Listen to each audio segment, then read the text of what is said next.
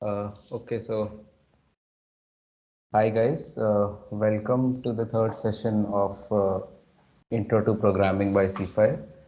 Today we'll be learning C++.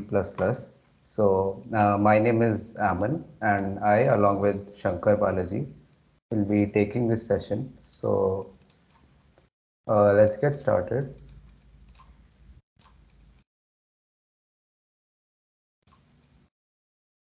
Okay, so is my screen visible to everyone?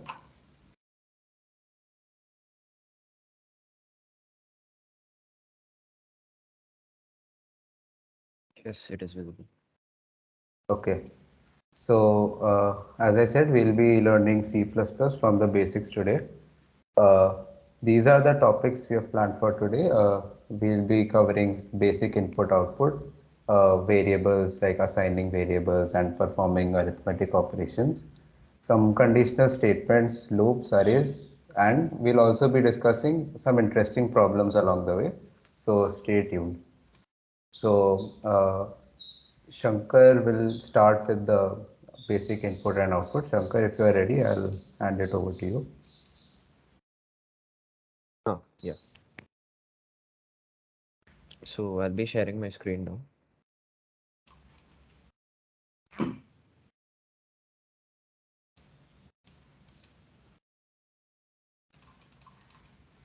Yeah, so in today's session, we'll be dealing with basic input output, variables, and conditional statements, as Aman said.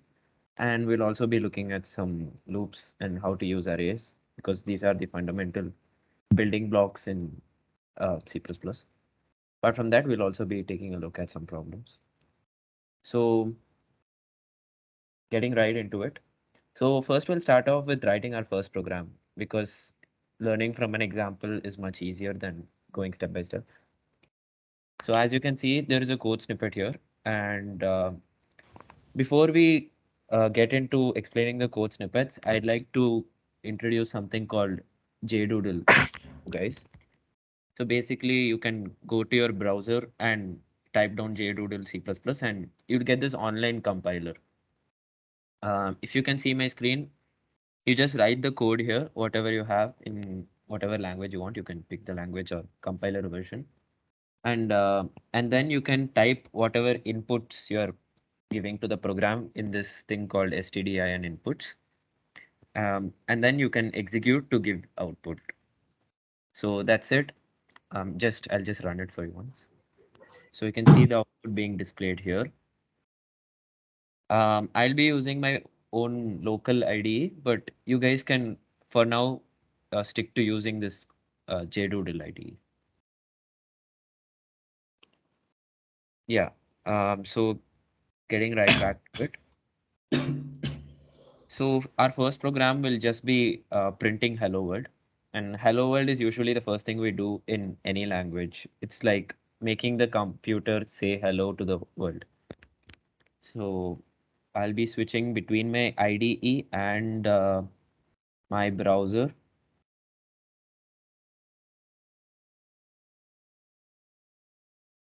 Yeah.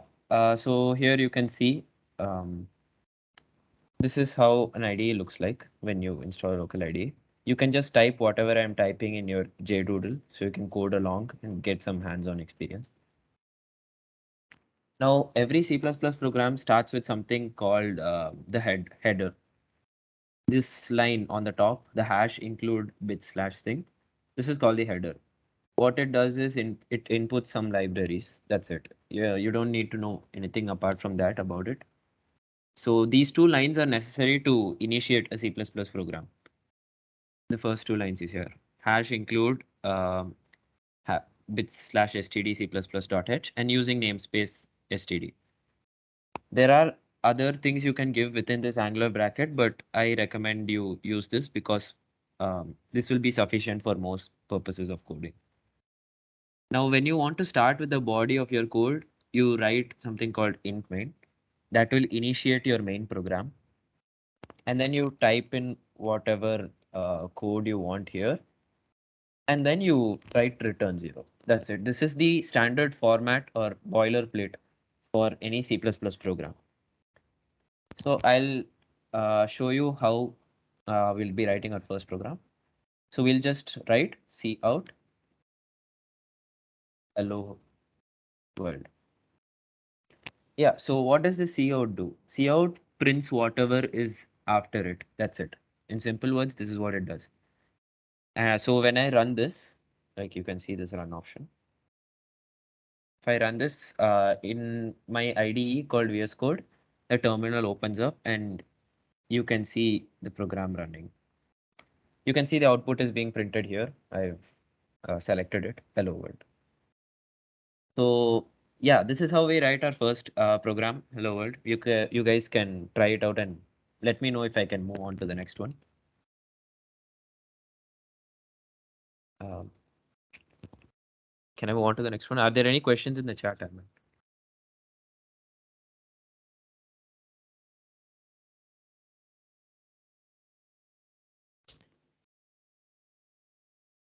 Why Hello? is using namespace std given there? Yeah, okay. So we'll not be getting into the details of this, but a namespace is basically like an environment. So when we want some standard commands to be imported into a program, we initiate something called an environment. And using namespace std is like an environment. That's all we'll get into for now. So I think that Okay. clears it up a little bit. Yeah. Okay. Can I move on to the next slide? So should we use that using namespace std for every code which we write? Yes, using namespace std is a must for initiating any C++ program. Yes, sir. Okay. Yeah, so I assume there are no more doubts, and if you want, you can take a look at these slides. Just one last time. Okay, now we'll be looking at how we are going to input and output input and output commands. So for that, we have the code snippet here on the slide. It's you see after int main, you have int x, cin x, and cout input given was x. By looking at this, you can guess what is happening here in this snippet. Anyways, I'll show you what each of these mean. So when we take in an input, we'll have to declare something called a variable. A variable, I'll get into what a variable is. It's basically like a name. It's just any character or just a English name, which can store some value in it. That's it. So if I give int x, it means that x is that object or um, variable in technical terms, variable which stores an integer data type. So basically it stores an integer with an x. That's it. And when I give cin,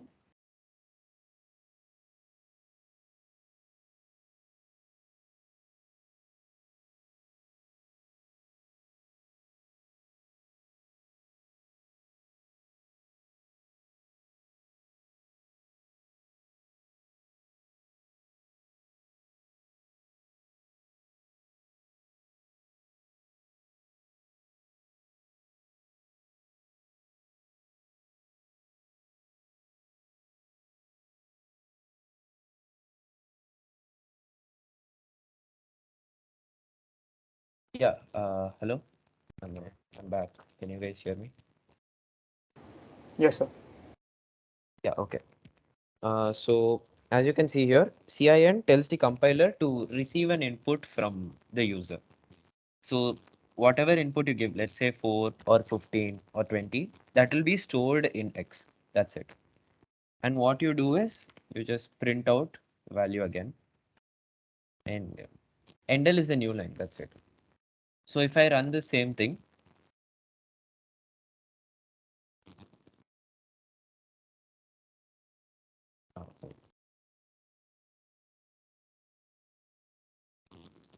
yeah, so it means it's waiting for some input from the user here. So I'll give 34. I press enter. It gives 34 as the output. That's it. So I think you guys have learned how to receive an input from the user. Yes, sir. Okay. Now moving on. So So can I just yeah, ask, yeah. what's scanf in printf? Is that not a C++ thing? Okay, that's basically a C command, but even if you use it in C++, it will work because some compilers of the some features of the C compiler are embedded in the C++ one as well. So if you use scanf and printf also, it will work. But yeah, this is how it is in C++, standard input and output. Okay, thank you. Yeah. So I was explaining something called variables. So we'll go into detail a little bit on what are variables. So variables are just like little boxes or containers which store some data. For example, there can be different types of data like integers, decimals, words, numbers, true, false, etc. So you can see the slide. There's nothing much to code here. It's just theory. So these are all some of the data types you'll encounter frequently in C++. So an integer, it's just regular numbers, 24 minus 70. And float is just decimal point. Character is something like A, Z, 4, anything which is enclosed within those two apostrophes. That's basically a character. And Boolean can only take two values, either true or false. And a string is just a collection of characters. It's basically a word or a sentence. Any questions here? Should be fairly simple.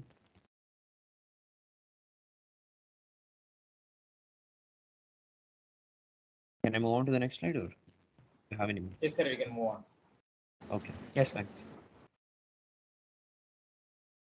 Yeah. So now that we've taken input, we need to know how to declare a data type and to receive input and give output. That's just how fundamentally every language is supposed to work. So I'll just be giving a small code snippet. I'll just write down. It may not be the same as that in the slide. So whatever data type you want, you write the name of the data type. If I want a character, I'll give char z. Z is equal to, or I'll just give char z, and then I'll take an input from the user to z, and then I'll print out z.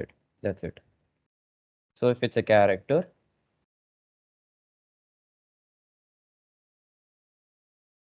yeah, I'll just give a as the character, and I'll give out a. That's it. So if you take in multiple variables like char x comma y, you can declare multiple variables like this, by the way. Like you give a single char and you can give x comma y comma z all in the same line. You can take in x and y and you can output them. So now I'll run the C++ file. Now I need to input three characters. So I'll give A, B, and C. That's it. It'll give ABC. Since I have not given any spaces in the C out, it'll just be ABC together. If I want a space, I'll have to do this. Yeah. I think there'll be only one space. Like there'll be one space missing. It'll be, sorry. Yeah. So this is how you'll have to explicitly mention spaces in C out. Yeah, I think we can move on to the next slide.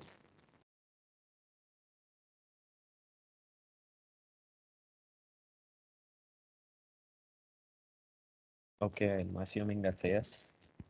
Excuse me, sir. Yeah, sure. So can you please explain again how do you declare the spaces?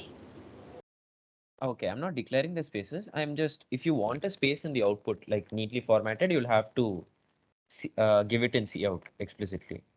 Like anything which is after those two angular brackets will be outputted. So if you want a space after x, you'll have to give cout x, and a space after that would mean you'll have to give another two angular brackets and a space character. Just an apostrophe, space, apostrophe. You can't just give space directly. You'll have to So enclose there it are with. two blank spaces between B and C, sir. You want blank spaces between? No, are there two blank spaces between B and C? Yeah, there are two blank spaces between Okay, B and sir. C. What if we replace the single quotes with double quotes? Will that still work? Yeah, it will still work. It'll still give you the same space character you have. Yeah, it will work. Okay. The So, only but it will be difference considered a is string, no, sir? Yes, it will be considered as a string, but while outputting, it won't make a difference. Yeah, Like thank you. formatting wise, it won't make a difference. Yeah. Having said that, we'll go to our next slide. So this is basic assignment of values to variables and arithmetic operations. So of course, the main purpose of a computer is to perform calculations. So what uses a programming language without arithmetic? So we have some arithmetic operations given here in this slide. You can try it out on your JDoodle. You can play around and give lots of arithmetic values. So basically, I'm declaring three variables x, y, z here, and I'm assigning some variables here. Now you have I'm assigning y as something, and you're storing x plus y in z. That's what this means. So you can do something like x, y, z, and I'll just give x is 20, y is 10, z is x plus y. You can do that. Now I'll give some changes. X asterisk equal to 5. Okay, this means x is equal to x times 5. Just to be clear. Okay, and y asterisk equal to 2. And this means y equal to y plus 2. Now I'll print all three. Count. Okay, y, z. Yeah. So I'll run this program. Now, can any of you tell me what the output here will be? So x would be 100, y would be 20, z would be 30. Z will be 30, y will be 20. Yeah, very good. You can see that the value of z won't get affected by any change in x and y after declaring it, right?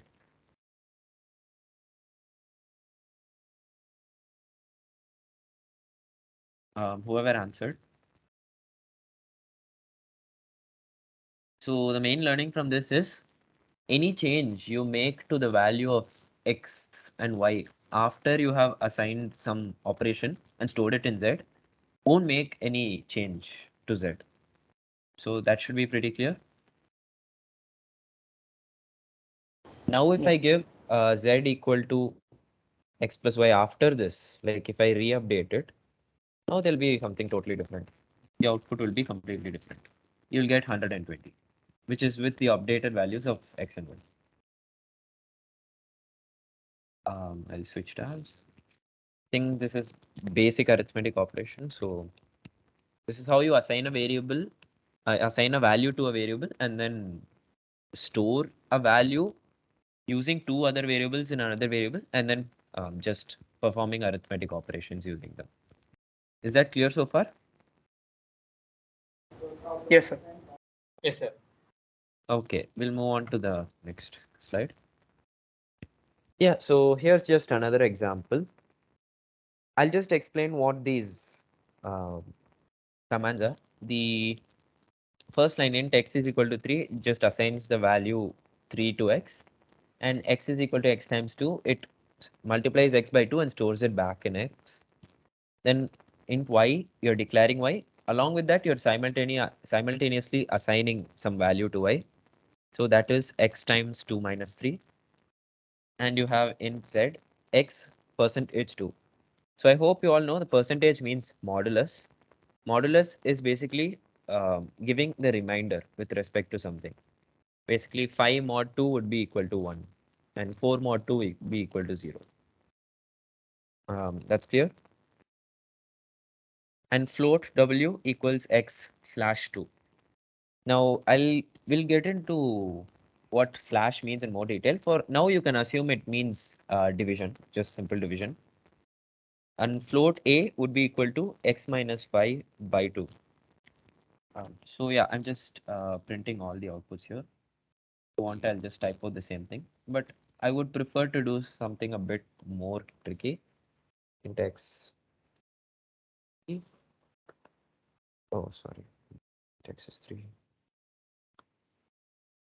X 2. I is equal to x times 4 minus 5. Yeah, and z is x modulo 2 and float w is x slash 2.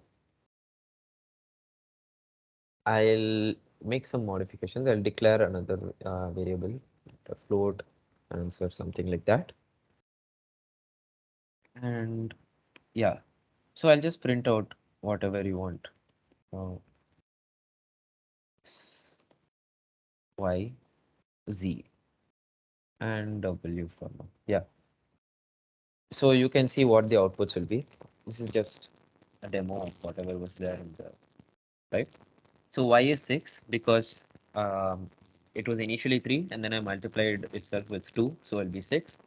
Z will be 6 times in parentheses 4 minus 5. So that will be minus 1 and then it'll multiply with 6. Basically, any expression within parentheses will be evaluated first.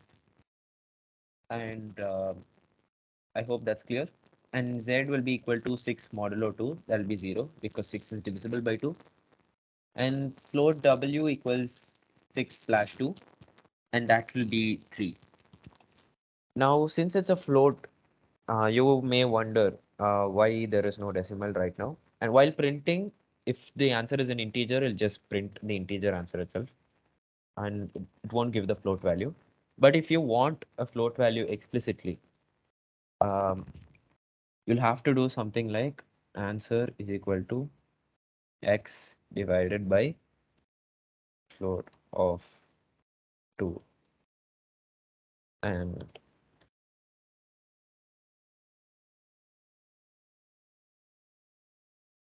I'll tell you why this is happening. Like when it's an integer, the decimal will be truncated. But this will explicitly give you a float value. See, the backslash is not exactly just division. It's something called an integer division. Basically, it returns the quotient, nothing else. It doesn't return a decimal point. So 5 slash 2 will return 2 and not 2.5. You get that? Is that clear? Yes, sir. Sir, can you So if repeat I, again? yeah, backslash here, x slash here. No? This, I'll write it down if you want. Slash is integer division and not float division. Yeah. Basically, it won't give you any decimal points. It'll just divide you and give the quotient, whatever is there. If I have 5 slash 2, it'll give you 2. 4 slash 2, 2. 6 slash 2, 3. Now, if I want something like answer is equal to, I'll change something like if I give 5 by a float of 2. Now, if I output the answer,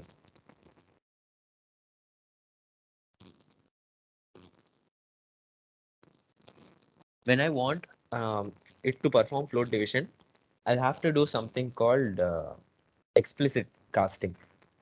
You see in the denominator, if basically, I'm not going to explain what typecasting is, but you see this float now, you just put that float in the denominator within brackets and give whatever you want to divide it with. It'll give you the value in decimal points. That's it. Why not in the numerator? If you put it in the numerator again, it'll think of casting it. That's it. Like it'll just round it off. In the denominator, it knows that you have to perform float division. But like in C, we used to put the float in the numerator itself, and here also initially it was suggesting float 5 by 2, and you See, entered it. if you meant something like float of 5 by 2, this would give you 2.0, like this. This will just give you 2.0, right?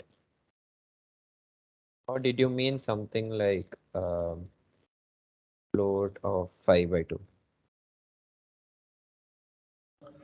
Just float in the bracket, and then 5 by 2. 5 is not in the bracket, and 5 by 2 is Yeah, also not in okay, the okay. bracket. I thought you meant for the whole expression. See, if you typecast the numerator alone, it's fine. But if you typecast for the entire expression, like 5 by 2 and then float, it'll just give you the decimal point and decimal point of the rounded off answer. You can either typecast the numerator or denominator separately. Okay. Is that clear? Yes. Okay. Moving on to the next slide. So now we'll get into what relational operators are.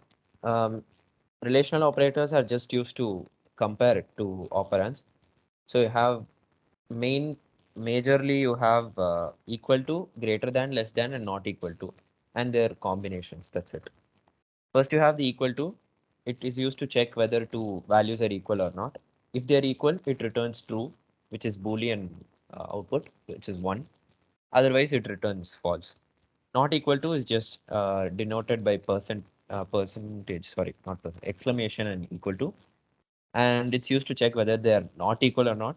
So if I say 5 are not equal to 3, it'll return true because they are not equal. And you have greater than, less than, greater than or equal to, less than or equal to, which are self-explanatory. So you have this code snippet. You can try it out and see what output it gives. Have you guys tried it out? Like, or do I need to type it in my IDE?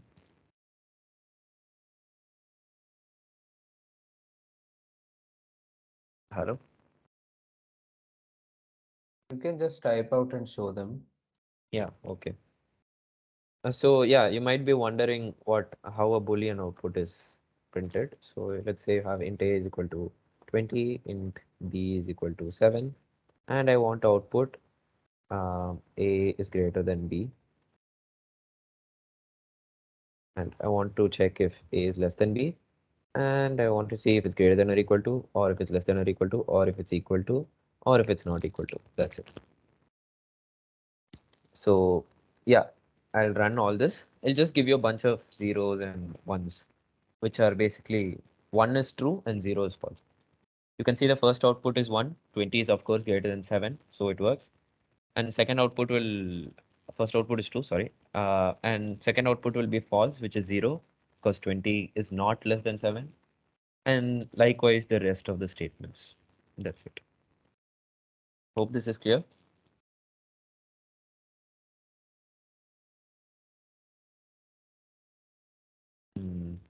Guys? Hello? Yes, sir. Yeah, okay. Yeah, and we can also combine two logical expressions. Basically, if you have two Boolean values, it gives you a new Boolean value, which is a combination of those two. That's called a logical operation. So if I have true and true, that will give you true. And okay, I'll just directly get into it. This ampersand, it's called the AND operator. It returns true only if both the operands are true. And OR is just true if either of them are true, and not if the operand is false. These are self-explanatory, but I'll write it down. Basically, it multiplies the Boolean values in AND, adds the Boolean values in OR, and inverts the Boolean value in NOT. Bool x is equal to a greater than b. Yeah, I'll output x, and then I'll output not of x, and I'll output x ampersand 1, and I'll ampersand. That's it.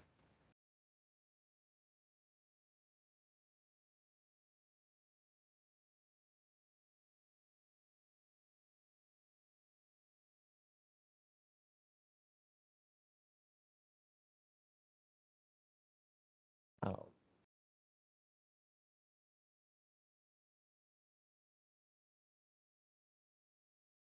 okay.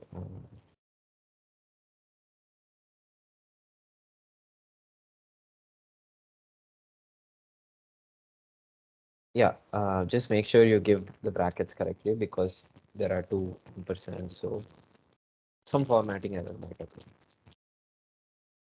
Yeah, you can see 1, 0, 1, and 1. initial bool x will be 1 because 20 is greater than 7. I'm outputting that as 1. And not of x will be 0. It inverts the bit.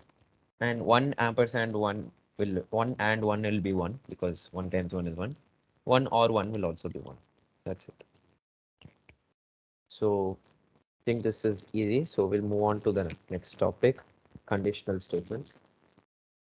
Yeah, so conditional statements are used to execute a statement or a part of the program only when a certain condition is fulfilled. Now, let's say we have this code snippet here and we have a condition within this if block. So if this condition is true, it proceeds to carry out the instructions within this code. Is that a bit clear? Like just the basic outline of what an if condition is. And there is an important point here. If we do not place the curly braces after the if condition, then the if statement will only consider the first immediate statement below it inside its block. A condition will be any expression which returns a Boolean value as an output. Yeah, so I told what a condition is. I'll write it down if you want. Okay. Int x is equal to 0. If x is equal to 0, yeah, so this x is 0 and x is not 0. And that's it, right? Oh wait, sorry. Yeah. So we have this. So we'll run this program. We just want to check if it outputs x is 0. And yes, it outputs x is 0 because if x is equal to 0 will return true because x is actually 0. And yeah, we'll output x is 0. If suppose we give x is equal to 1, it won't output anything. That's it. Our program has completed without printing anything.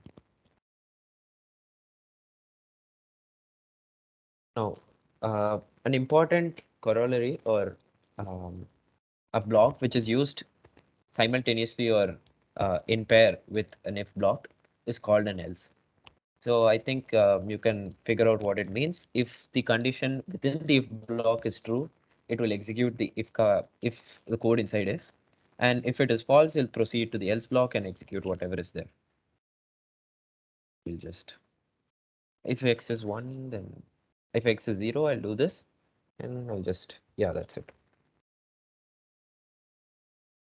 I'll run the C++ file. Now it's printing x is 0. If I change value of x to 1, the condition within the if block will be false. So it will go to the else and print whatever is there. X is not 0. Is that clear? Yes, sir. Okay. So now here's a simple program. Can you guys write the code for checking whether a number is odd or even?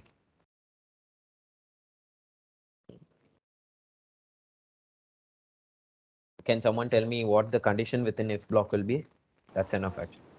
Sir, if number mod modulus 2 is equal to 0, then it is even. If it's not, it's odd. Yeah, so exactly. That's very good. So as our friend stated, that is the condition. So if the number is divisible by 2, then the remainder will be 0. So you're just checking if n modulo 2 is equal to 0.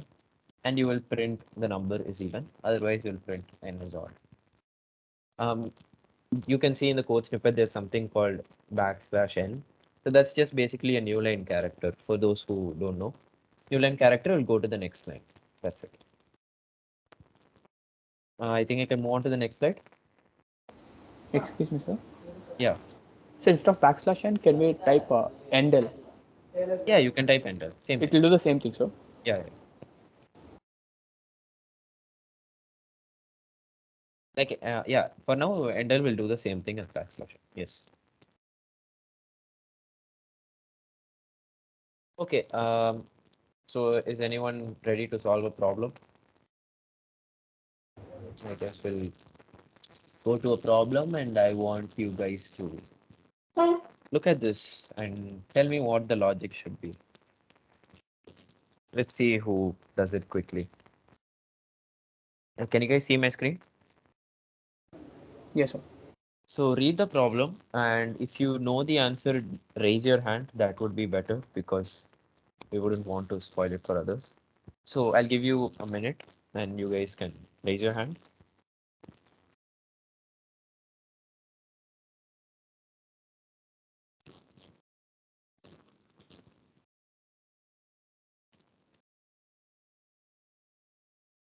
Aman, do let me know if someone raises their hand.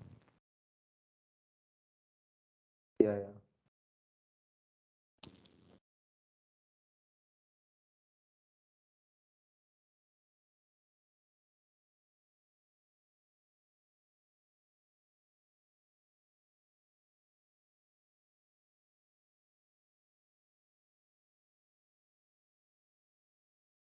Do feel free to ask doubts, guys. Like if you have any problem in the question also. So each of the parts should weigh even number of kilos.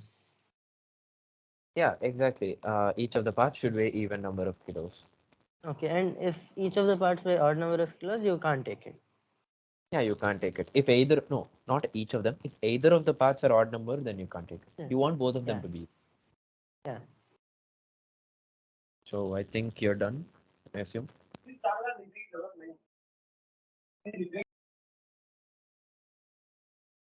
Okay, I'll give a summary of the question. So basically, there are two guys and they have a watermelon which weighs W kilos. And you want to check if they can split the kilos into some two parts where both of the parts have even weight. That's it. Right. Anyone was raised their hand? Anyone who raised their hand, they can answer. Yeah, Deepak raised his hand first. Sir, it is any even number except 0 and 2. Exactly. It is any even number with except 0 and 2. You may not mention 0 explicitly because it's given. The constraint is given Yes, in sir. the question that a W is greater than 1. So, Any even number except 2. so we'll code this up. Um, as Deepak rightly said, it cannot be 2. Can someone tell me why it cannot be 2? I mean, Deepak, you can state why it cannot be 0. Sir, if it was 2, then one would get the complete watermelon and another would get nothing. That's how we can divide it, even and even. Yeah, and Or else it will be odd and odd. So one half and half. yeah, exactly. It'll just be 1 1. But if you have any even number more than 2, you can just divide it by 2 with equal weight and sorry, if you can divide it such that they get even parts. Yes. Okay. So I'll write down the code. So what you want is in the question you have int w and you'll take in the input w, sin w, and you want to see if w mod 2 is 0 and w is greater than 2. So see, the thing here is you can give a logical operation which will check for both conditions simultaneously. Given, I'll write down in comment, given that w is greater than 1, we need not check for 0. We didn't check for 0. So yeah, if w is an even number and greater than 2, this condition will output yes, otherwise will output no. So what I'll do is I'll copy this code and I can submit it in this platform. Yeah.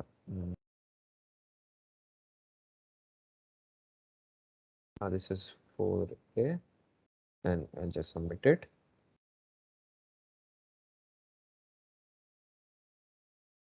As you can see, the solution is accepted. That's it.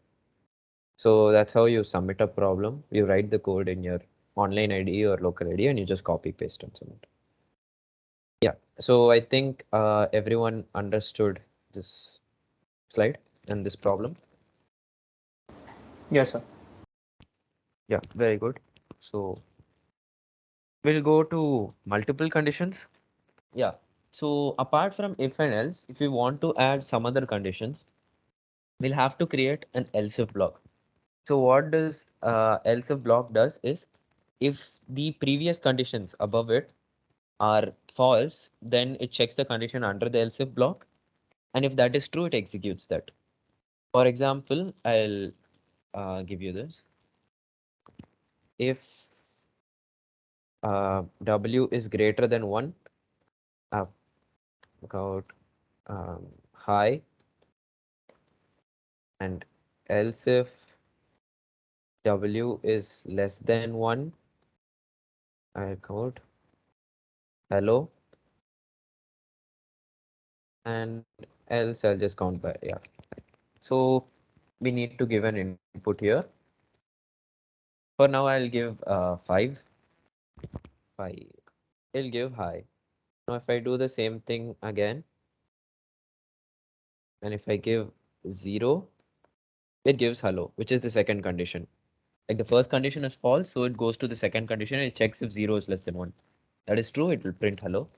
Now, if both these conditions are false, which is basically the only case where W is equal to 1, now we'll give by. I'll run this.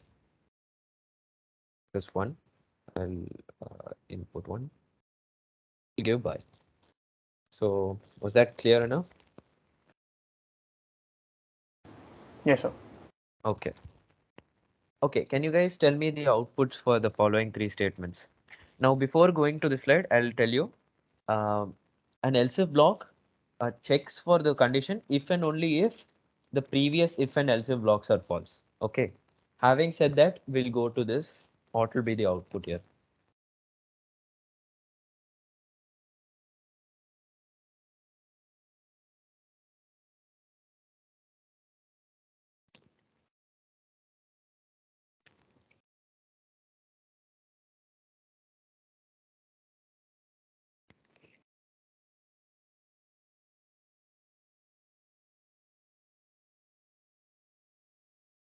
Guys,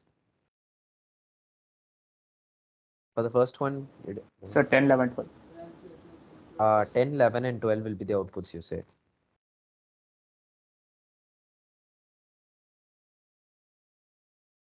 $15 for the first one.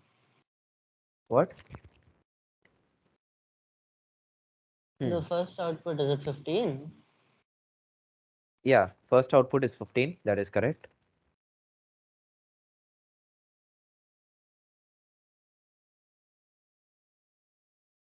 The second output? 11. Second output is 11. Yeah. Third output is 12. Sure. Second output is 11. Are you sure the second output is 11? Yes, sir. I said something about not having curly braces within if and else blocks. If you do not have curly braces, only the first line will be mapping to that if or else block.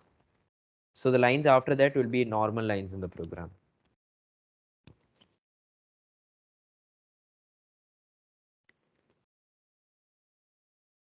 I think your answer will change now.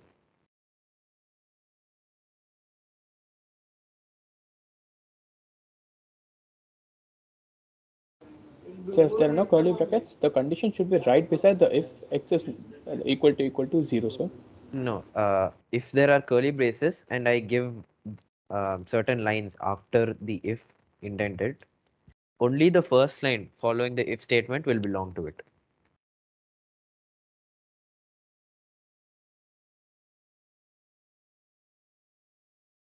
The same goes with else. So 13. Not just 13. Oh, I wait, think sorry, 14. 14. I'm sorry. Yeah. 14. yeah, 14. And the third one, like, don't worry, guys. If you don't get it, I'll explain all of them step by step.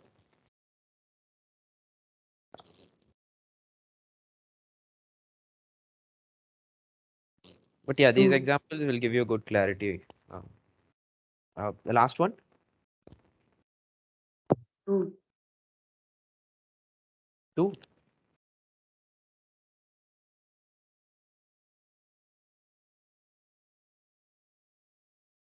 Last one is 2.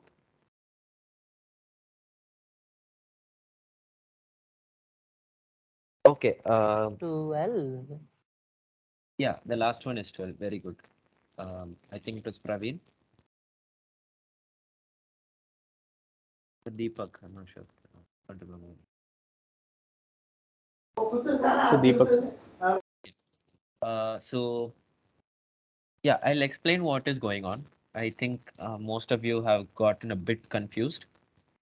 So see, it will first, in the first snippet, you can see it will first check if x is equal to 0, uh, or sorry, greater than 0. So here x is 0 and x is not 0. So we'll go to the else block. That much is clear. Now within the else block, there is an if else block. So we'll go to the if and else block. It'll check again if 0 is less than 0, which is not true. So we'll go to the else and execute that y equal to y plus 5 part alone. So y will become 10 equal to 10 plus 5. Sorry, y equal to 10 plus 5. So that will be 15. So this is clear, first one.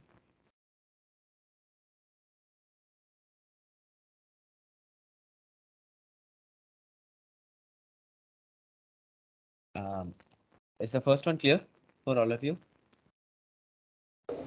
Yes, sir. Okay, now the second one, I think I'll have to write down the code. We have int, oh wait, int x 0, 10, okay. Int x is 0 and int y is 10. X equal to 0, y plus equal to 1. Else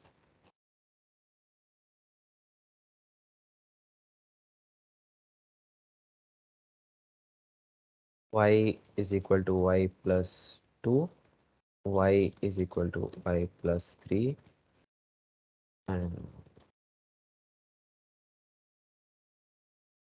yeah, so this code is equivalent to writing this y equal to y plus 3 normally indented, because only the first line of this y equal to y plus 2 and y plus 3 will belong to this else block.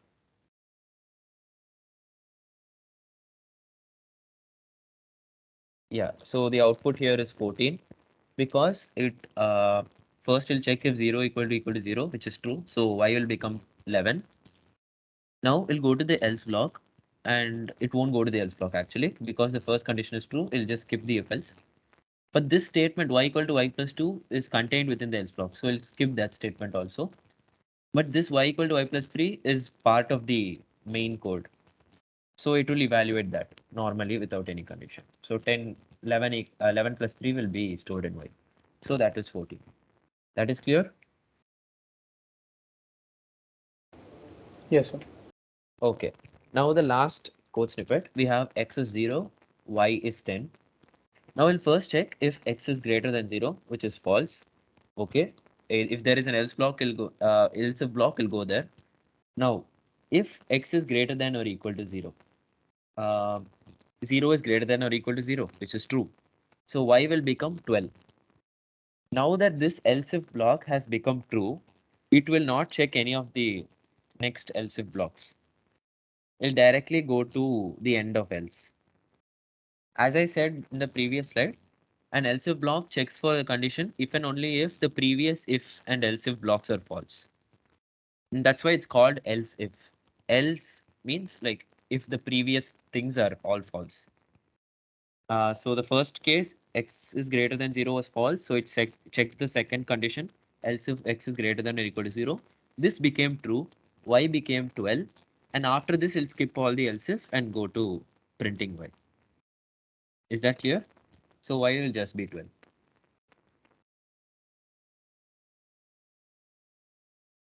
Guys, is that clear? Feel free to ask doubts. If you want, I can explain. Yes, sir. Okay. Now this is just a fancy name called dangling if else. So what does this mean? It means if I have a bunch of if statements in order and then I have an else block, just means that the last if statement of those bunch of ifs will be paired up with the else. That's all this means. So this code block on the left here is equivalent to the code block on the right. So first, if it checks if n is greater than 2, n is greater than 2, count 1. So it will give output as 1.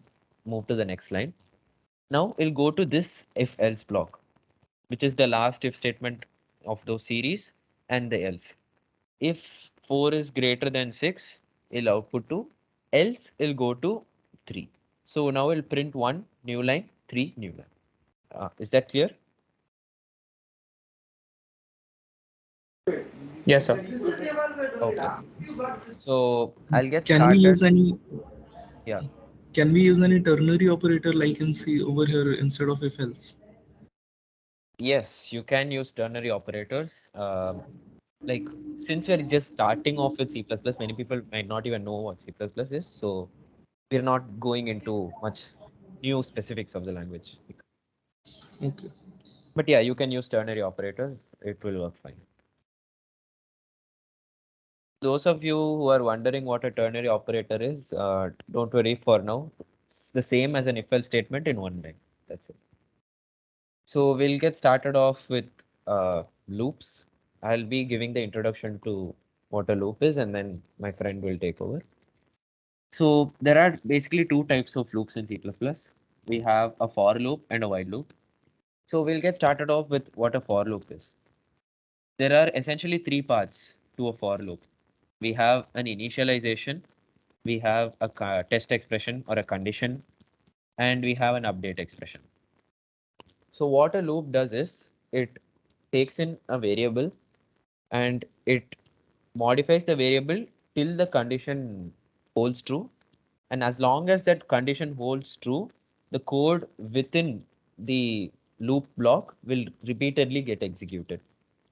I repeat, as long as the condition holds true in the middle, the code within the loop block will get executed repeatedly. That's basically how a loop works. So I'll type down some simple loop here. Or I need to declare a variable int I is equal to 0, condition I is less than 5, and I plus plus. That's how I update my variable, and I'll just print I. Yeah. So basically what happens here is, first initially it'll come to the for loop. I'll assign I equal to 0. As long as I is less than 5, it will execute the code within this for loop. And after this block is executed, it'll go to the updation part, I plus plus, and change the value of I.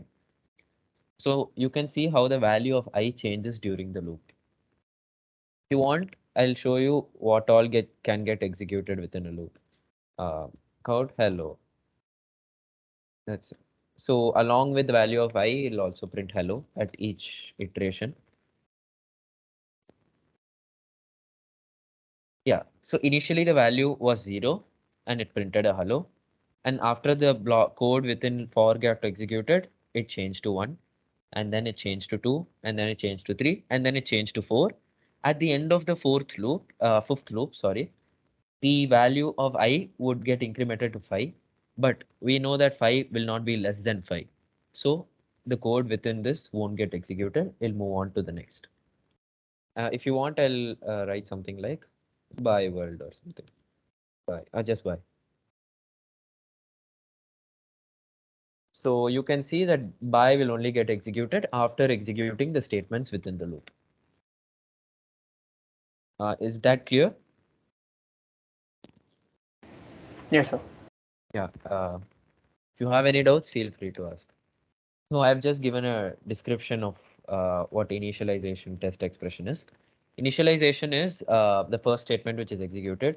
It is done only once when the loop variables are initialized to some value. Yeah, you can see, right? I is only initialized to 0 in the first step. After that, if you keep initializing I to 0, there's no point in the loop, right? It'll just be 0 and it'll get executed infinitely. So after that, we have a test expression. This is the second part of the for loop. Also note that these parts are separated by a semicolon. Now, this expression involves testing the condition. If the condition is true, the loop is executed. Otherwise, we exit the loop. And it jumps to the statements following the loop. Update will change the value of the variable after each iteration in the loop. Think this is clear? This slide. Yes, sir. Okay. This is just a simple code snippet which explains the previous slide. Initialization, test expression, update expression, and whatever is there in the loop body. Whatever I said, that's it. I'll skip this. It's not needed. Yeah, so this is, can you guys, you can try this out to get a feel for how a loop works in your JDoodle or local IDE. You have, you can see how a loop works here. Just whatever I did, but from printing numbers from 1 to 10. Do let me know when I can move to the next slide. You guys can try it out.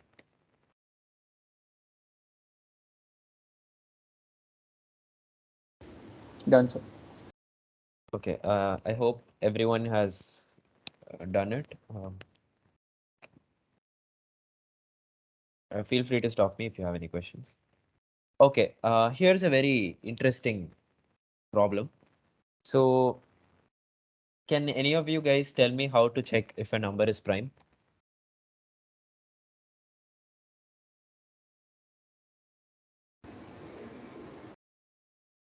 So we have to try dividing it by the prime number.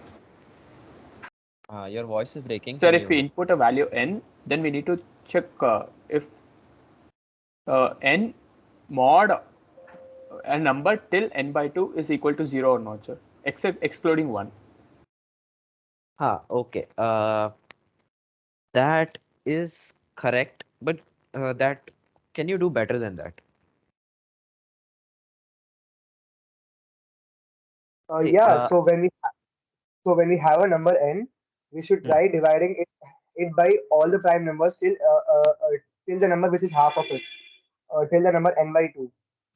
And if it is not divisible by any of those numbers, then the number is prime. yes, that is a very correct solution. It will work and it will definitely give you the right answer. But can you guys see for check? You will have to check at least n by 2 numbers here.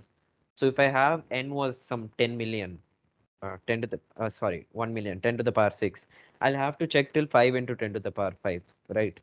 To see if the number is prime or not. Instead of n, we can instead of n by 2 we can use root n. Exactly. So, but Okay. rooted, we don't know whether it's integer or not, no, sir. Yeah, we don't know whether it's integer or not. So we can use step of root n, right? If it is like the number square till that number should be less than or equal to n. That's it. Yes, sir. But we don't know if n by 2 is an integer or not. Similarly, Yeah, exactly. Even if it is an integer, if it is not an integer, then the lower bound will be there. I will just take till ceiling of n by 2. That's it. See, so for those who have cannot understand, so first we'll go through a simple algorithm. These guys immediately went to n by 2, but yeah, that's fine. So first, a number is prime only when it has two factors, one and the number itself, right? So basically, I am declaring a variable called prime here, and for all numbers from 2 till n, this is the for loop I'm writing. I check if n modulo I is equal to 0.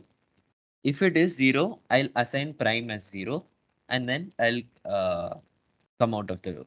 I won't come out of the loop. I'll just keep executing, and then the loop will get finished. Now I'll give an if condition. If prime is 1, I'll output yes, otherwise no. Basically, what this means is initially I have a variable which denotes the number is prime. Prime is 1 means I'm assuming the number is prime. That's it. So if there exists any factor from 2 to n, then I will make prime 0 and I will print whether the number is prime or not. That's it. Like I'll assign prime So as 0. just a question, won't I eventually become n here? Yeah. I realized that I was as I was seeing the code snippet. Yeah. So this should be less than n. There has been a small error here. If eventually all of them will be 0, right? Yeah. So what I'm saying is, if I have int n, I'll input n. I'll write the correct code here. Now I'll declare a variable prime, which is sort of a check for us. Prime is 1. Now for int I equal to 2 till I reaches n, I will um, execute the loop that is from 2 to n minus 1 here and see if any of those numbers divide n. If they do, I'll assign prime as 0. Now I'll just print if prime is 1, I'll output prime. Otherwise, it'll be not prime. Is that clear? You can test it out if you want. So if I have n as 2, it is prime. So that's our base case and it won't get failed. Now if I have n as 3, prime. If you want, I'll run it again. And as 15, that should be composite. So not prime should be the output, not prime. I hope this basic approach is clear.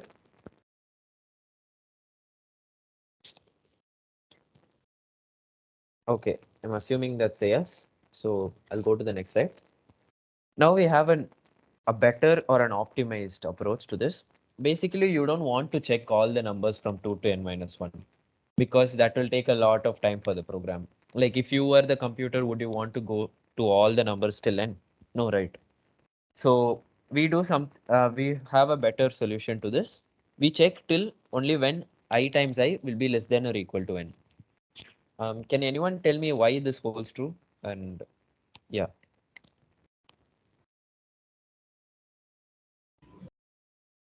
Because we are multiplying two numbers to get its factors if there are any. So if one number is less than the square root of n, the other has to be greater. So we can So just it's check up. basically I less than or equal to square root of n, sir. I less than or equal to square root of n. Yes, that works. But square root is a built-in function. We're not using that yet.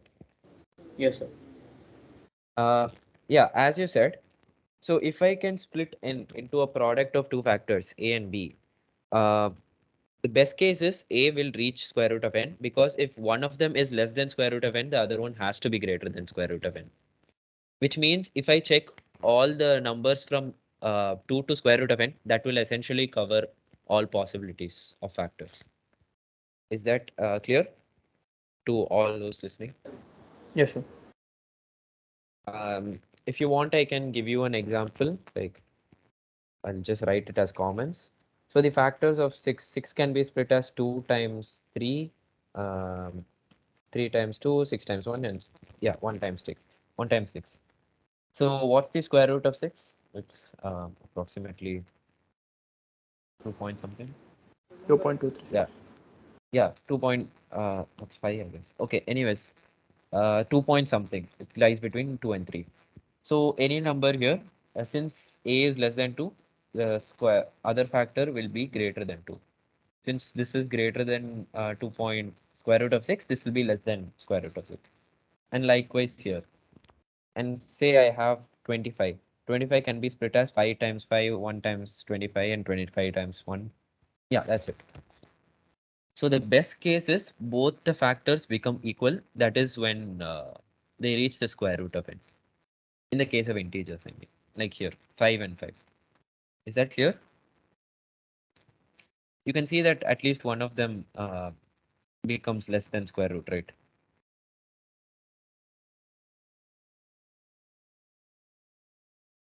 Yeah, so what we do is, as some of your friends suggested, we will go from I equal to 2. I'll write down the new code. From I equal to 2 till it reaches square root of n. I'll just write I times I is less than n. Less than or equal to n. Because in it can also reach square root of n if n is a perfect square. We'll check this and now we'll output. Same thing you'll get. I'll run this and we have 15, not prime. 4, we'll try 4.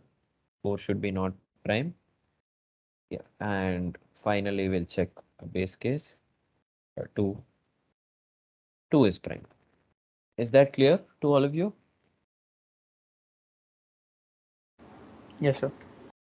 Okay, I'm assuming it is clear for everyone. And from now, I hope that you understood whatever happened, like how you write a basic C++ program. I'll just go over what we did quickly. So first we had we wrote our first program, hello world, and we took basic input and output, and we defined what variables are, and we told that there can be different types of variables based depending on what they store.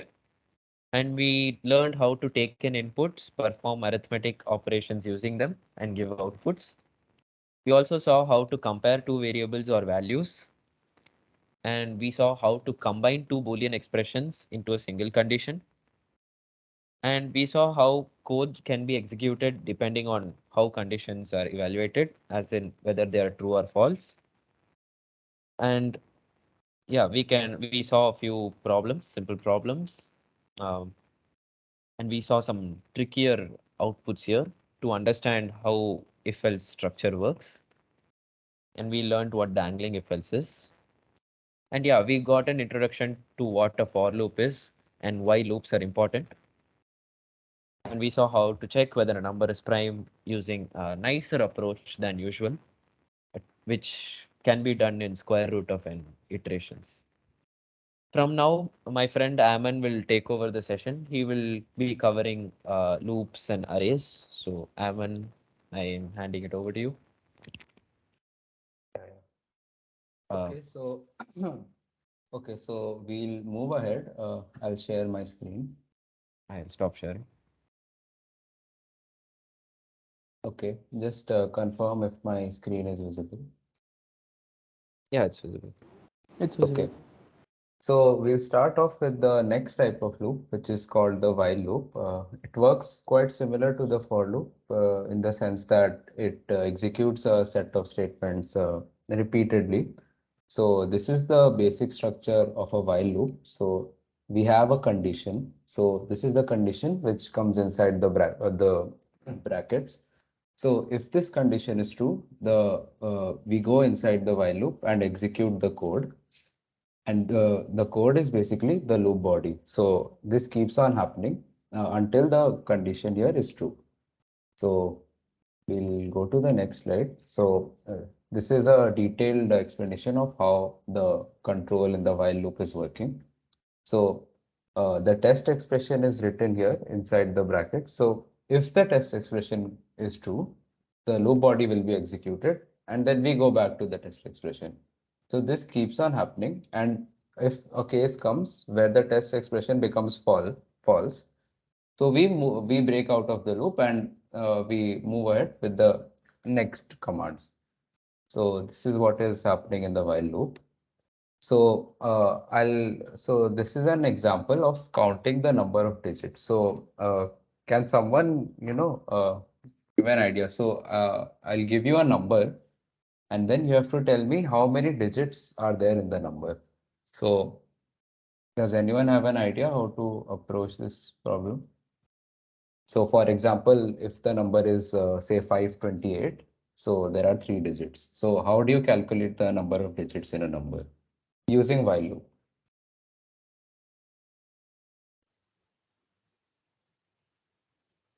So we have to keep dividing the number by 10 and like So we need to mod that actually, is also.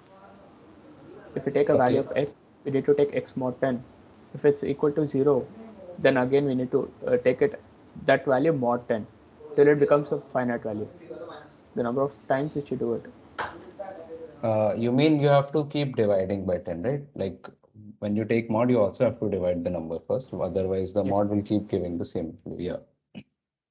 So I'll just code it up once. So I'll show you how it works. So this is the number, say we take as input. Uh, and then we keep a counter, say C, which is initialized to 0. This will count the number of digits.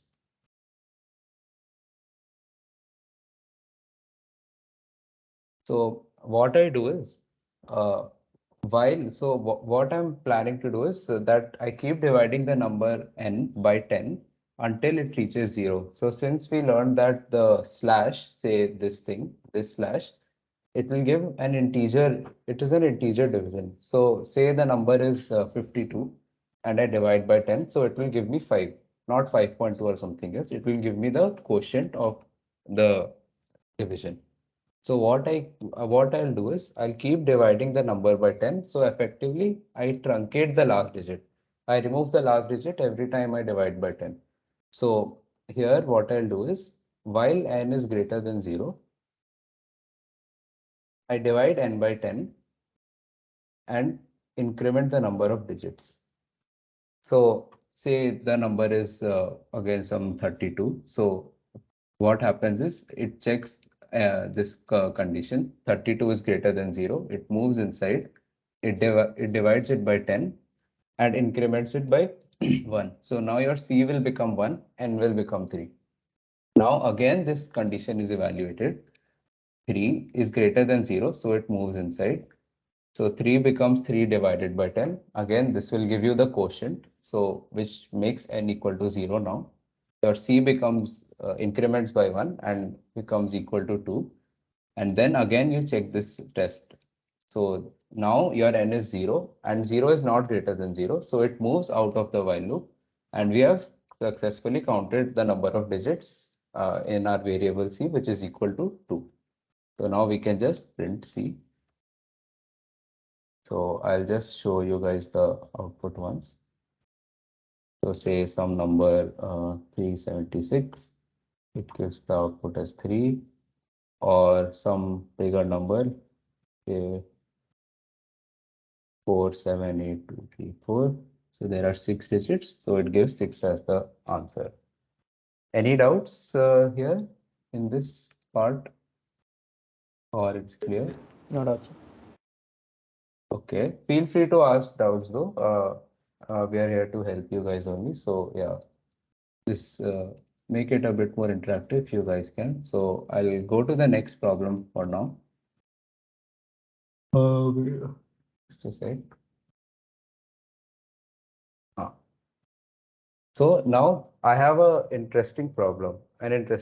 So I'll let you guys read this problem once. I'll give you guys a minute to read, then I'll explain the problem, and then you guys can, come up with solutions. We can have a discussion on it.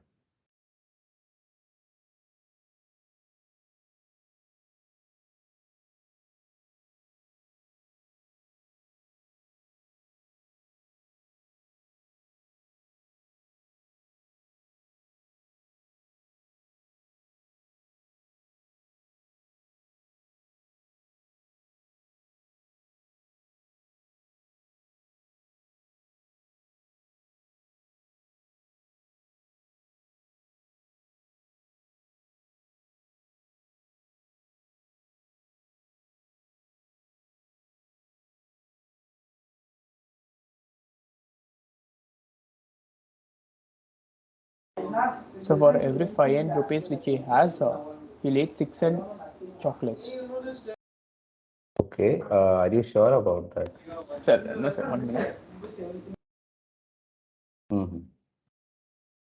Do give it a try. I'll explain the problem once. So what is there is our friend Vineet has won 100 rupees in a contest and he wants to buy chocolates. So every chocolate costs 5 rupees. And also the owner of the shop will also give him one chocolate for every 5 wrappers that he gives to the owner. So say he eats 5 chocolates. So he will have 5 wrappers with him. He gives him those 5 wrappers and gets another chocolate in return. Now he will have one more wrapper. So like this, it keeps on happening. So you have to tell how many chocolates can he eat. So first say the amount he has won is 100 rupees. So what do you think will be the answer for 100 rupees? How many chocolates? Sir, for every 5n chocolates, so 5n rupees, he'll have n plus n by 5 plus n by 25 and so on, sir. The Okay. step Okay, of yeah. it. Okay, that is fine. But like we'll go a bit slow first. So for 100 rupees, if anyone else wants to answer, what do you think the answer will be? Is it just 24? Yeah, so we'll see. So 24 is the correct answer. So I'll just explain it 24. over here. Yeah. So this is the number of chocolates he has eaten. And then this is the number of wrappers he has. And then say the number of chocolates he has, and say this is the how many he has eaten. Right? So initially he had 100 rupees. So he bought 20 chocolates. So he Right now he has eaten 0, he has 20 chocolates and 0 wrappers. Now he eats these 20 chocolates. So he has eaten 20, the number of chocolates becomes 0. He will have 20 wrappers. Now these 20 wrappers will fetch him 4 more chocolates because the owner is giving him 1 chocolate for every 5 wrappers that he gives. So now this becomes 4, this is 0. Now he eats these 4, 24, 0, 4. Now he has only 4 wrappers and he can't do anything with them. So your final answer will be 24. Yeah, that is correct. So what will be the answer for say 125 rupees? Anyone? 31. Yeah, 31 is correct. Similarly, you can go. 31. Yeah, that is correct. So I'll just go through this. So with 125 rupees, he can get 31 because he has 125. So he buys 25 chocolates initially. He gets 25 wrappers. Using those, he gets 5 more chocolates. And then with those 5 wrappers, he gets 1 more. So that is 25 plus 5 plus 1, which is 31 chocolates in total. Similarly, you can proceed with 90 rupees and you will end up with 22 chocolates eaten in total. So, do you guys observe any pattern here? Like, there is some process that we are repeating again and again. So So, for would 5 anyone like to tell what exactly we are doing? So for every 500 rupees which he has, he can buy n plus step of n by 5 plus step of n by 25 and so on amount of chocolates. That is correct. So that is the final solution. But like as a building of the logic, you can just go through this. So what we are doing in each step is we buy the chocolates, okay, with the wrappers we have, and then we eat those chocolates and get some more new wrappers. And now we again do the same. So we keep on doing this. So for a general 5 rupees he buys n chocolates at first, and then we can proceed with a while loop or something to find the answer of this question because we see a pattern. Something is being repeated again and again. So here I have a code snippet depicting the how to solve this. So say he has 5 rupees. So what happens initially is he eats choco count is the number he has eaten. No. Answer is the number of chocolates he has eaten. So initially he has n chocolates, so he eats those. He has 0 chocolates now and n wrappers. Now, while the wrapper count is greater than or equal to 5. So remember, like he can keep on getting new chocolates until he has more than or equal to 5 wrappers. So our while condition will be till he has more than or equal to 5 wrappers, he keeps on buying chocolates. So what happens is his choco count, which is the number of chocolates he will have in hand, will become wrapper count by 5 because he can get 1 chocolate for every 5 wrappers. So now your wrapper count will become how many you initially had minus 5 times the number of choco count, right? So this is basically the remainder dividing by 5, right? So this is what is happening. And then your answer, which is the total number of chocolates you've eaten, will increment by choco count. This plus equal to operator is same as answer equal to answer plus choco count, which you can also write in a shorter way by saying plus equal to choco count. And then your wrapper count will increment by choco count because as many chocolates you eat, you get wrappers for those. So this keeps on happening, and then in the end you end up with an answer, and you break out of the loop whenever the wrapper count is less than or less than 5. So that time you break out, you print the answer, and that is the number of chocolates you have eaten. As our friend correctly said, this whole algorithm will reduce down to n plus n by 5 plus n by 25 and so on. But this is, the basic logic of the problem and how to proceed with it. So is everyone clear with this? Any doubts? No doubt, sir. Okay. So we'll go to the next problem. Here we have some interesting patterns and we wish to print these and get these outputs. So anyone would like to try? The first problem, we'll start with the first one for now. Anyone has an idea how to print these?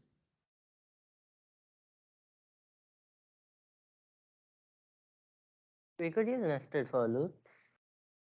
Yeah, okay, that is correct. But I'll go through the logic though first. We'll give some people, some time to think of it. I'll go with nested for loops. I'll start with that. But till then, I would like some more people to think on this.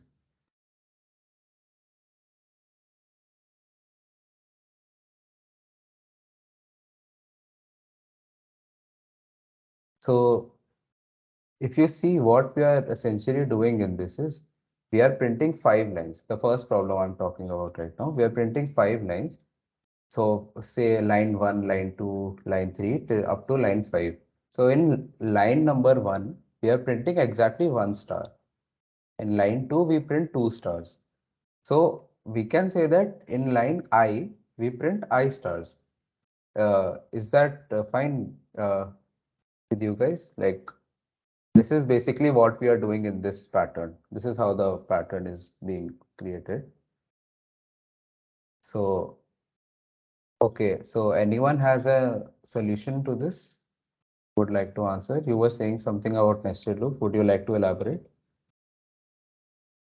Yeah, so we run our first variable, say from 1 to 5. Okay. And then in the second loop, we say, let's say I and j. Okay. Your second loop variable is j. Okay. Yeah, so we say if we just say I is from j to, or wait, 1 to, I mean, j is from 1 to I. And then we Okay. run that loop, and in that loop, we print the star. Okay, that is correct. So I'll just show the code of what he said basically. So what we do in this is we first iterate through the lines. So this is my first for loop. Is then equal to 5, 5 plus plus. So what this essentially is doing is this I is my line number, right? Second. Yeah. So I is my line number. So after printing every line, I have to move to the new line, right? So I'll do this. So inside here, we need to do something. We have to print the stars. So when we are at line number I, we have to print I stars as is visible in this. Line 1 has 1 star, 2 has 2 stars, 3 has 3 stars, and so on. So inside the line, we can put another for loop to print the required number of stars. So say our another loop is this, the loop variable is j. J goes from 1 to I. Okay, so j is going from 1 to I, and there I'm printing a star. So what essentially is happening is my I variable iterates through the lines, and my j will give the number of stars I need to print in every line. So my loop goes like this: when I is 1, j will go from 1 to 1. So that's exactly 1 star printed. And then it goes to the next line. When I is 2, j goes from 1 to 2. So that is 2 stars printed in the second line, and then goes to the next line. So we can just execute this program to see what is happening in here. Yeah, so we get the required pattern. Is everyone clear with this? Any doubts? No doubt, sir. Okay. So what about the next pattern? What do you guys think we can do? So the line number, instead of being it I, we can write it 5 minus I also, the line number. Okay. Line number. Which part do you want me to change? I'll change according to you. Fine. You mean, are you there? Yes, sir. So which part do you want to change in this code? So j we can write it as 5 minus I. J we can write it. So which you mean over here you want to change? So 1 minute, I'll think of it again. Yeah. Take your time. Take your time. If anyone else has an answer, you can think of it. Can I try? What? Can I try? Yeah, you can try. So what if we say j is equal to 6 minus I? Uh, uh, J is equal to 6 minus I, which means you In want, j, start with. Okay. Alright, never mind, never mind. Yeah. Take your time, guys. No need to hurry. You can think of it slowly. I think j equal to 5, then is greater than equal to 1 and j minus minus. Okay. So this is indeed a correct answer. So this is what you want, right? And j minus minus. So what essentially it will do is, J greater than equal to 1. uh greater than equal to 1. Okay. So we'll see what this happens. Are you sure? Okay, we'll print and see. See, this gives all the stars. So this is not the correct code. See, what you're doing with j greater than equal to 1 is for every line you're iterating through 5 stars. So every line you print 5 stars. So this is not giving the correct output. What can you change? So j greater than or equal to I. Yeah, correct. So what happens is when your I is 1, your j goes from 5 to 1. So which means 5 stars printed in the first line. When your I becomes 2, which is the second line, your j goes from 5 to 2, which is 4 stars printed in this line. So we can just print and see what is happening here. Yeah, so we get this required output. Is everyone clear with this approach? Yes. What one more thing we can do is, as one of our friends suggested, he was in the right track, but something he got a bit confused. So what we can also do is j less than equal to 6 minus I and j plus plus. So this will essentially do the same thing. So when it is then I is 1, j will go from 1 to 5. When I is 2, j will go from 2 to 4. Okay, 1 second. This should be correct. I'm sorry for this. Wait.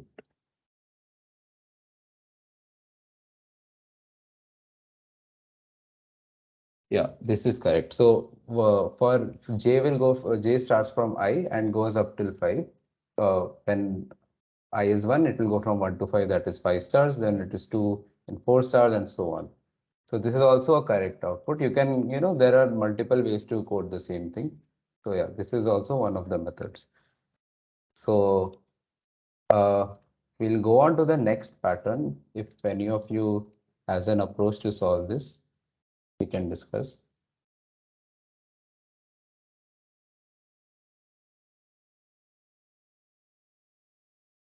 So what I'm thinking is, I is equal to 1 to 5, and if I is odd, print that. If I is even, yeah, print Yes, the. so you have correctly pointed out that there is something different going on in the line numbers which are odd and even.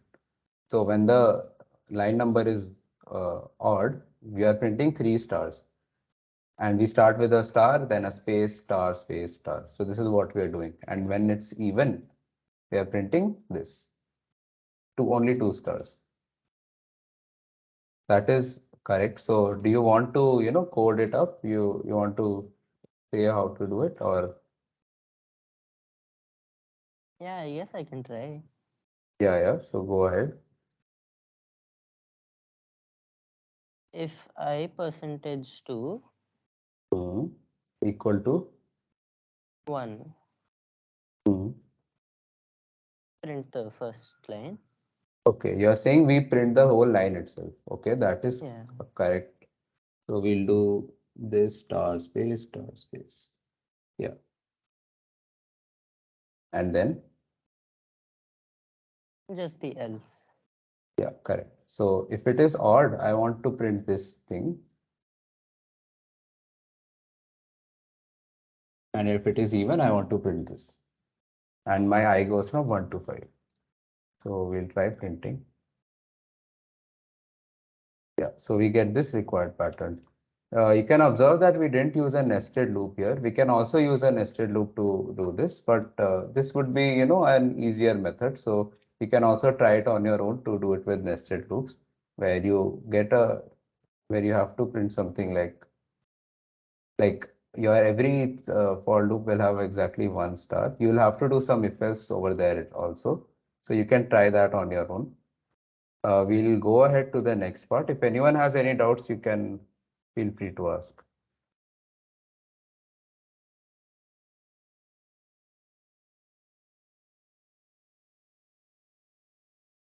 Okay, I assume there are no doubts.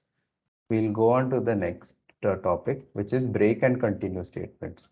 So what these do is they are used to modify the flow of the loop. So what that means is if I have a break statement inside my loop, it will break out of the loop. It will just go to the next. It will go to the end and it will start executing the programs after the for loop or the while loop. It works for both cases. And what continue does is it skips that iteration of the loop and goes to the next one. So I'll show this to you guys with the help of an example. So do you remember the primality test we did earlier to check if a number is prime or not? So here what we can instead do is uh, if n% I, for any I, we are iterating from 2 to square root of n.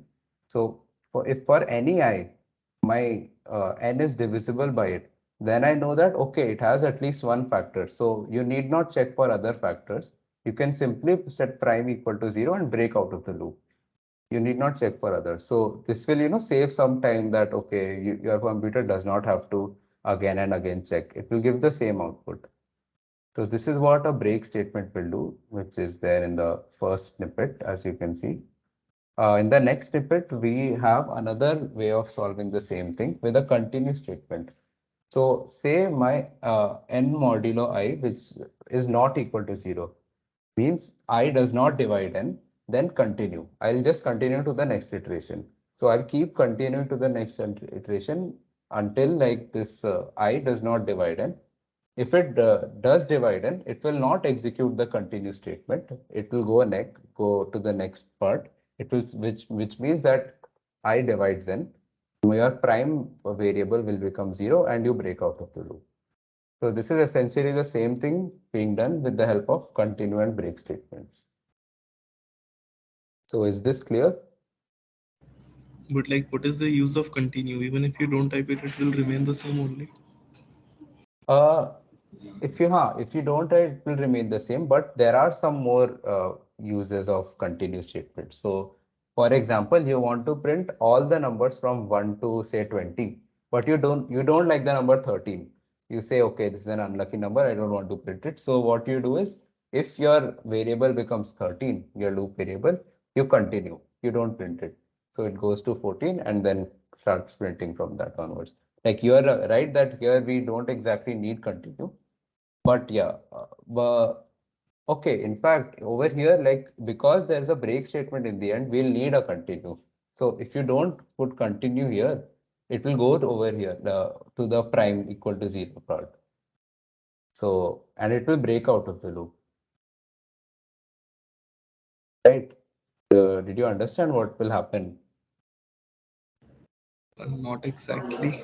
Okay. So what happens is, what you're doing is if the I, if your I does not divide n, you are continuing in this case. Continue means you'll skip these statements and go to the next iteration. But if you do not write a continue, it will execute the break statement over here. Do you understand what is happening? Okay, yeah. Right. So it will set prime equal to 0 and it will break out of the loop and it will give you some wrong results. So that's why we need a continue to go to the next iteration of the loop. Right? Yes. Okay, fine. So we'll go to the next topic, which is arrays. So what exactly are arrays? So arrays is like, why do you need an array first? So say you want to store, a list of something, store marks of all the students. Say there are 50 students in the class. So like what will you do? You need to store them in some variables, some integer variables. So you can't go on typing, okay, mark 1, mark 2, mark 3 up till mark 50. That will take a lot of time and it is like not feasible. So what instead you can do is you can make an array. So what an array does is in one step you can initialize 50 variables in this case.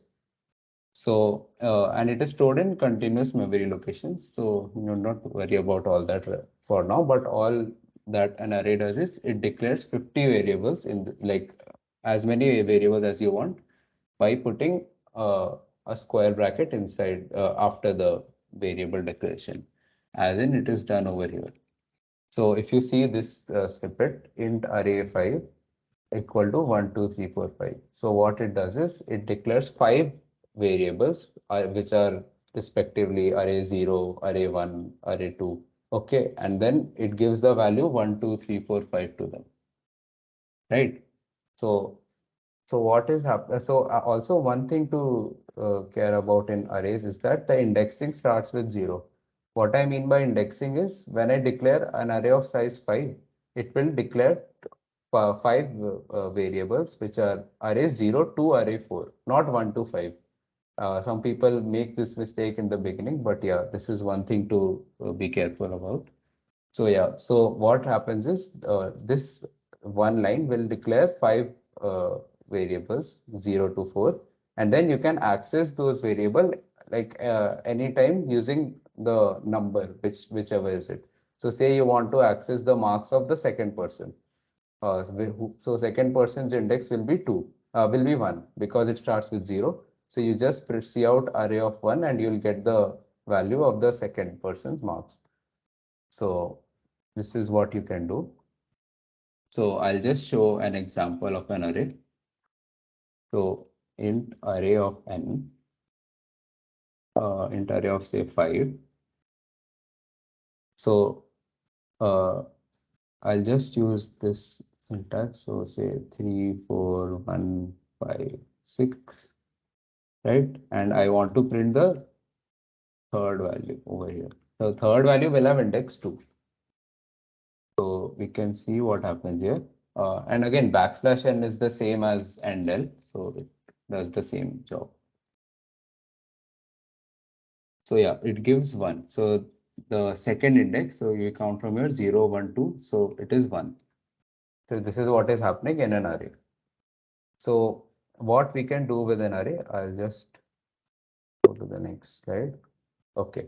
So this is basically the declaration. So data type, array size. Data type can be anything. If you want an integer array, maybe you want a character array or a Boolean array. So that you have to specify over there, and then the name of your array and then its size. So this is basically what is done over here. So also one more thing is there about arrays is that if you write this thing equal to 0, what this does is it initializes all the values of the array to be equal to 0. So if you print say array, I'll print all the values. I'll just show it to you guys.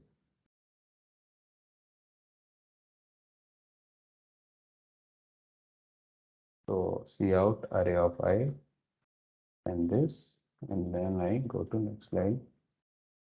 So I'll execute it once. Yeah, as you can see, all of these are 0. So using this, you can directly initialize everything to 0. That is also one more thing. And yeah, so one more thing you can do is when you're declaring the array like this, like the you're specifying the elements here itself. So say it is 1, 2, 3, 4. You have specified 4 elements. Your array size directly becomes 4. You need not specify here. That is one more thing you can do. So if I print here, it gives you 1, 2, 3, 4, which are the elements of the array. So this is some ways you can use the array, and it will be useful as we will see in the coming slides. Okay, so usage. So one thing we can do with an array is, given a set of integers, we'll find the maximum value among them. So any ideas like how would you do that? I'll give you some say 10 integers. You have to tell me which one is the maximum. Can you tell like an algorithm about how to do that?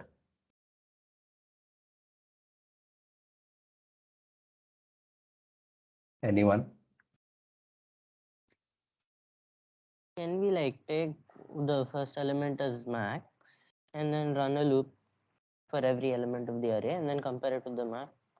And if it is more than the max, we just change the element in Yeah, the max. that is correct. Yeah, so that is correct. So we'll just declare an array. Say you don't know the size. Size is also given by the user. You declare an array of that size, and then you take all its element as input. Now what you do is your max variable, which will keep on changing, you set it to the first element, right? And now you iterate through the loop. Uh,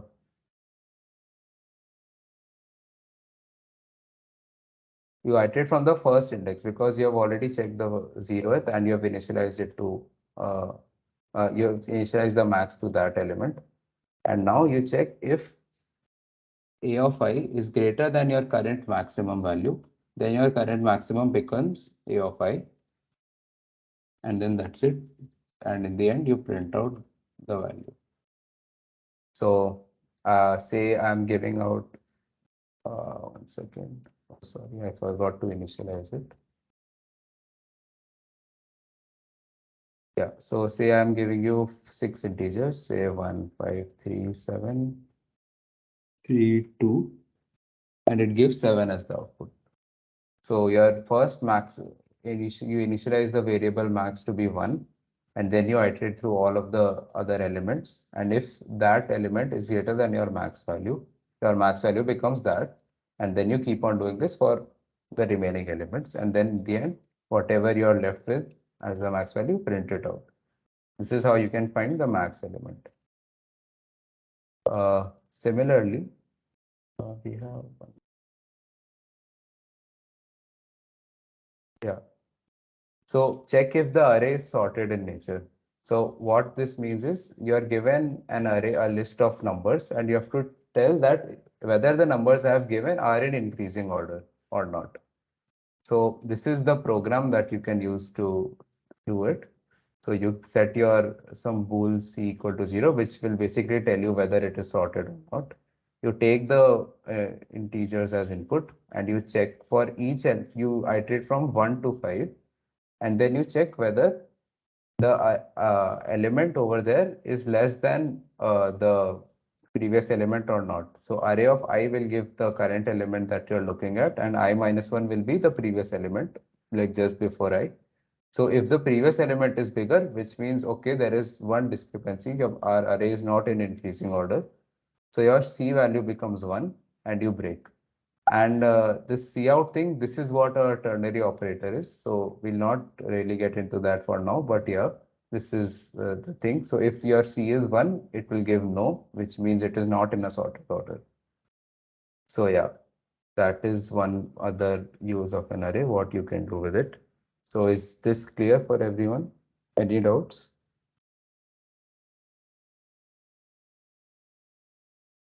Could you just explain the last cout statement? Okay, this is a ternary operator. Okay, so this is what we were talking about earlier. This is essentially if else in a single line. So what it does is in the cout, but the first thing written is C. So it checks the value of C. If the C is true, which means the bool is 1, then it executes the first statement. Otherwise, it executes the second statement. So it will execute the one before colon if C is 1. Otherwise, it will execute the statement after colon, which is yes.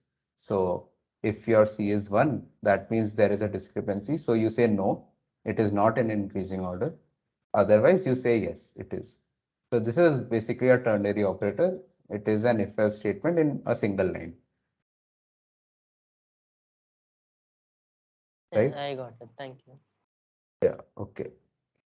So we have a few problems as well on arrays and loops to discuss. So this is one of the problems. I'll just go to this and you can read it. I'll give you a minute to read this, then I'll explain the solution.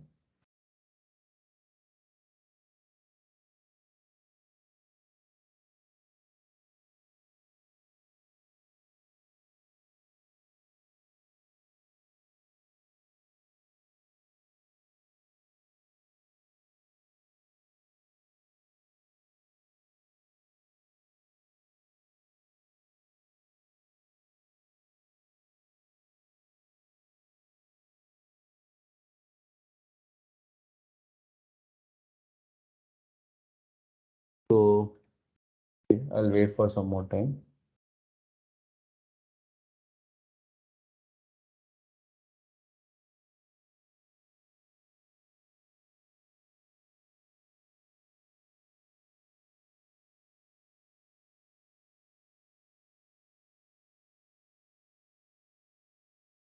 Okay, so I'll explain you guys the problem once. So you have been given n boxes, and each box will have some number of candies in it, which is given by AI. So the first box will have A1 candies, second will have A2, and so on.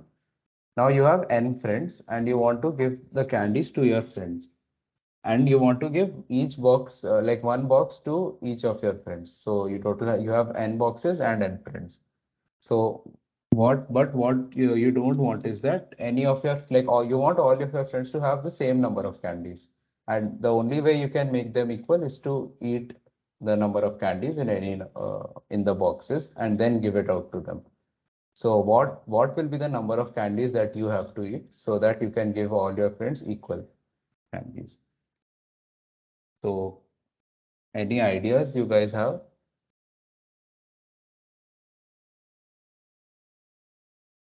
how to proceed with this problem?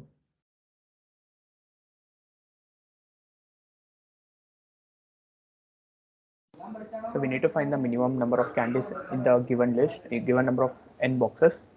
Then we need to subtract the given number of candies from each box minus the minimum number, and then we need to sum it up. Correct. So basically what you cannot put say one candy from one box to the other or anything like that. Your only way you have is to eat candies. So you have to make all of them equal. So the only way is that the whatever the minimum number of candies is there in any particular box, you make all of the other boxes to have those many number of candies. So what you will have to do, you find the minimum of the array, and then you eat up the candies in the other boxes and make them equal to that minimum amount. And then you sum up the number of candies you have eaten. So this is basically what is going on. So for example, this thing, in this example, you are given 5 boxes with these many. So you have the minimum as 1. So you'll have to eat 1 candy from this box, 2 from this, 3 from this, and 4 from this. So in the end, you will end up eating 10 candies. So this is one. So I'll just code it up. So we declare an int n. We take it as input.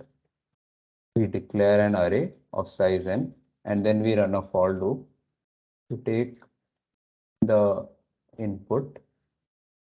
So we take CNAI, and then we have to find the minimum. So what we did previously and the max to find the maximum value, we'll do the same thing. We'll initialize a minimum, say it is min value equal to a of 0, and now we run a for loop from 1 to n.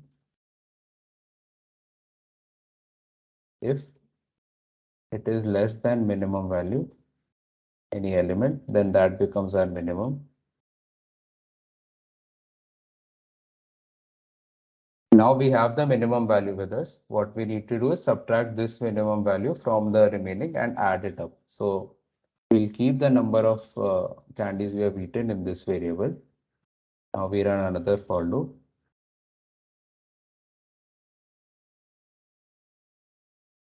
I'll initialize this to 0, and then we'll start summing up from here.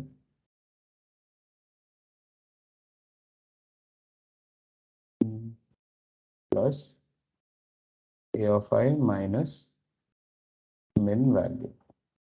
So this will keep on adding the number of candies we have to eat from each box, and it will get stored in our eaten variable, and we just print this variable, right? Yeah, so what this question requires us is that it will give us t test cases, which means it will give us t number of questions like this, and we have to output the number of candies in each of them. So what we need to do is say int t cnt, we take the number of test cases the question wants us to take. So it is 5 in the, say in this example. So for j equal to 0, j less than 2. So it will iterate through all the test cases, and then we just put our code inside. Right? I rendered it nicely. Yeah. So this is basically what's going on in the question. We'll try submitting this. We can also check our test cases over here to see what output they give.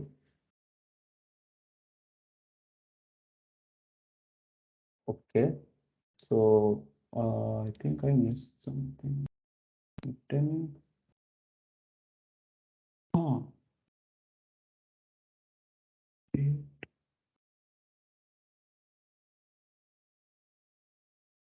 So this seems to be fine. The thing is, it's giving output for every test case like this. So for the first one, it will give 10. So after I input this, gives me 10.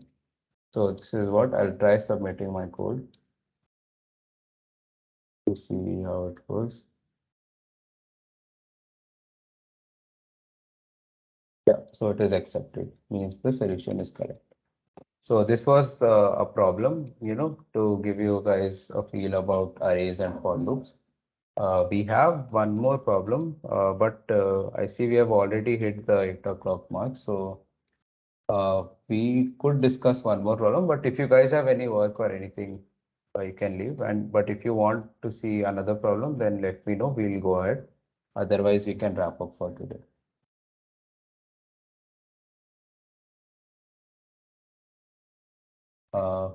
What do you guys say? Anyone? Sir, we'll go ahead, sir. Okay, fine. We'll go ahead with one more problem. Okay. Okay, so give this problem a try. Read it first. Before that, could you just explain what test cases thing you did in the previous problem? Sure. So I'll open it up again. See, in this problem, what it says is what it will give you first, the input. You read this input first. So the first line of your input will be T. T is the number of test cases in your problem, right? So say the first input, this is an example input given to us. So this is 5. So this means that I will have 5 questions after this. Each question will give me a number n, which is the number of boxes, and then an array which has, all the candies inside that box. So 5 means there are 5 questions like this. The first question being, okay, 5 boxes and these 5 values. The second question is six boxes and these 6. So what the program asks us to do is we need to process our answer for T test cases. T is the first value which is given to us. So that is what I'm doing over here. Yeah, go ahead. It's just the number of times the user wants to test the. Yes, exactly. So I take that as input and I iterate those many times. And for every time I put this code, whatever. I take the n as input and the array as input and then, compute the value. This is what I'm doing basically. Right? Fine. So this is the second problem. I'll let you guys read this once.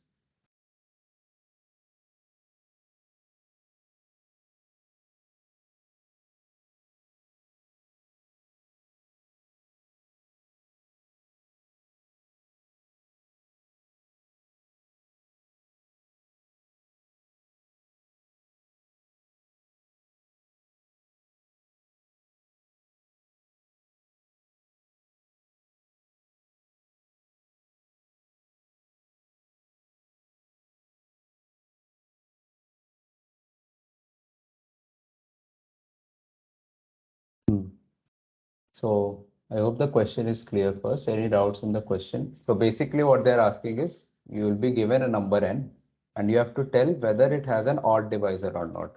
So say the number is 15, it has an odd divisor. It has 2 in fact, it has 3 and 5. So your answer is yes.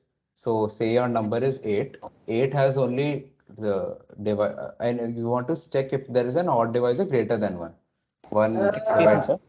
Yeah. So can I try? Yeah, I'll explain the problem once, then you can go ahead with your Okay, sir. solution. So say your the number given to you is 8. So it has only 1, 2, 4 and 8 as the divisors. So none of them is an odd divisor greater than 1. So your answer becomes no.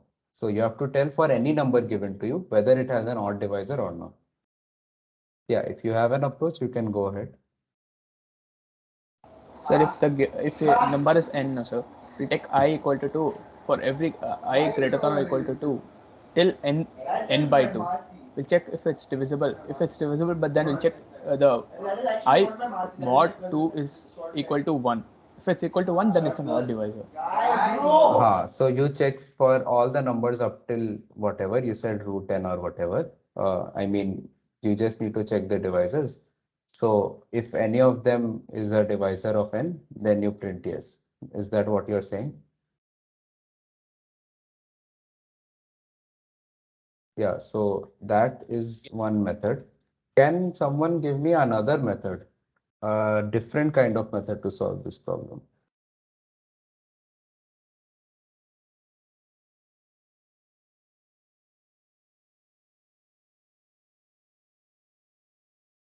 Anyone?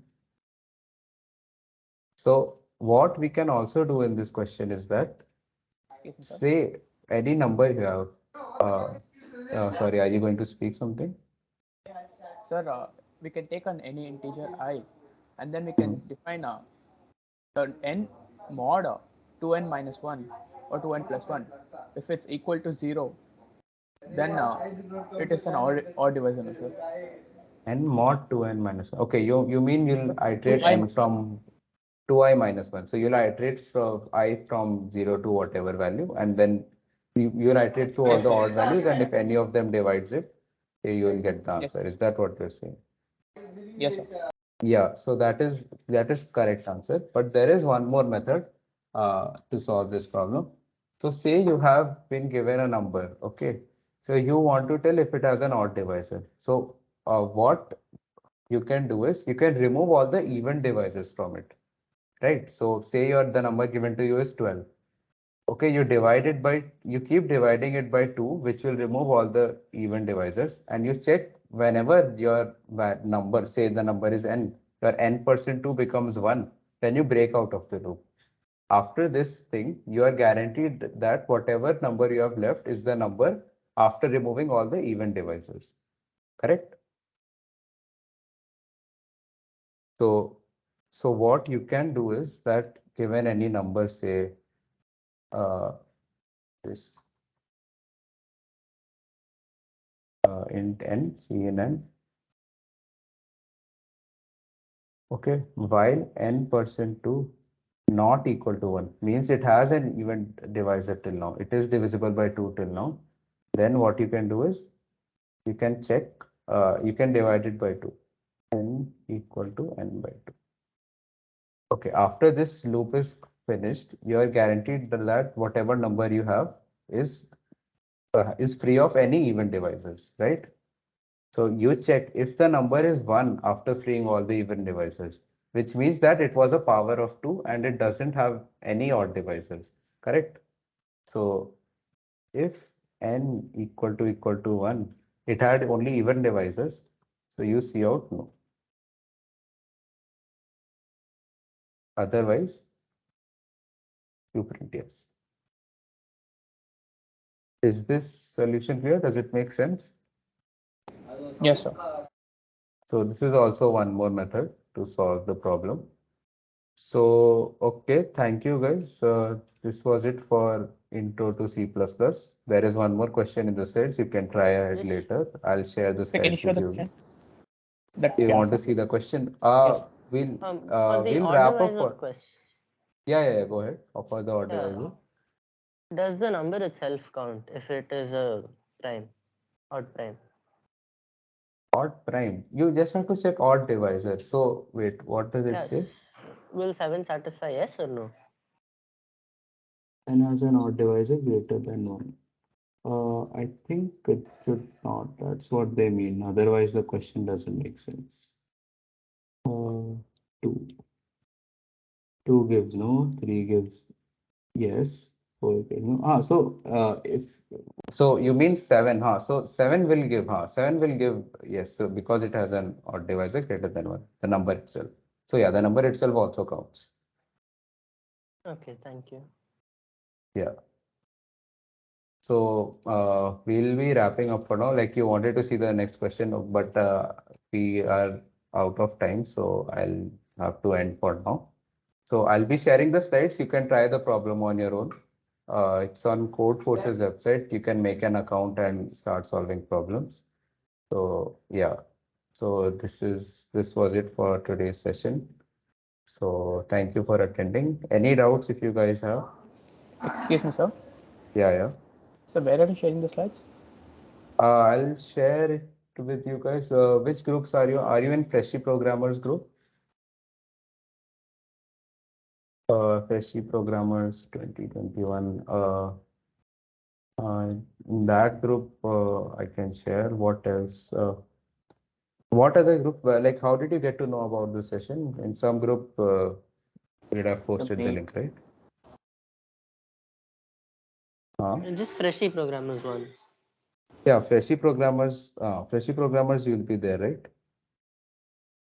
Sir, I'm not in that group, so can you please add me? Okay, 1 second, I'll add you. Freshy Program.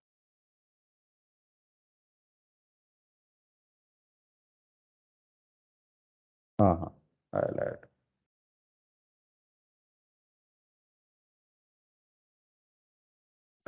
I'll show you the QR if it is possible.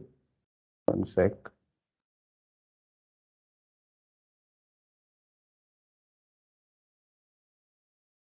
So 1 second, you can end the recording 1 second now, just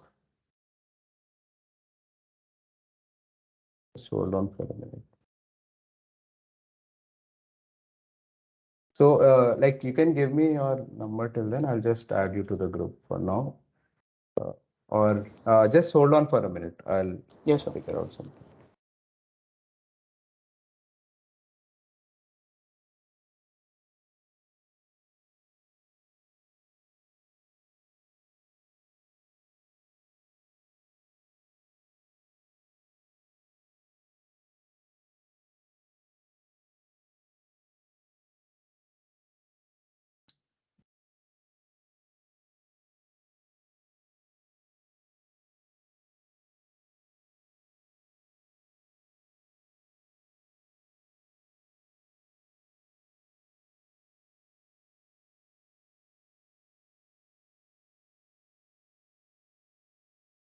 So the session is over, right?